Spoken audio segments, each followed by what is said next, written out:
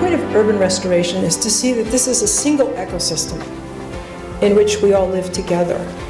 But we understand that in an ecosystem, it's not like my lily pad is going to prosper while your lily pad has fungus.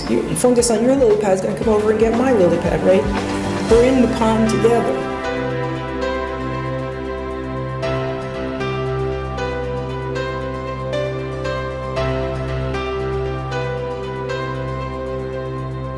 And while we may not be destined for racial equity as a result of the demographic changes, at least not immediately, we have an opportunity to prepare, to lead, to disrupt and build over the next 20 years.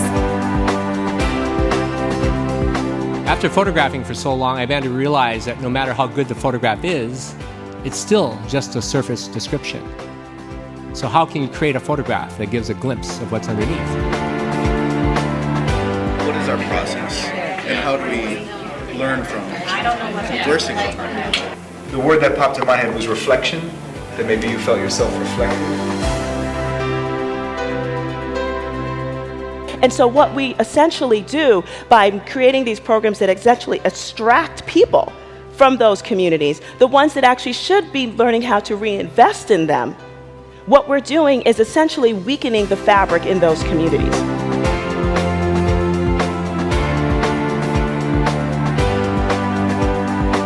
How can we take the cultural value and the history of Rondo, make them a part of these bridges, and then invite and welcome the ideas and the sensibilities of our new neighbors who are now living in the Rondo community, so that this bridge becomes more than just a passageway.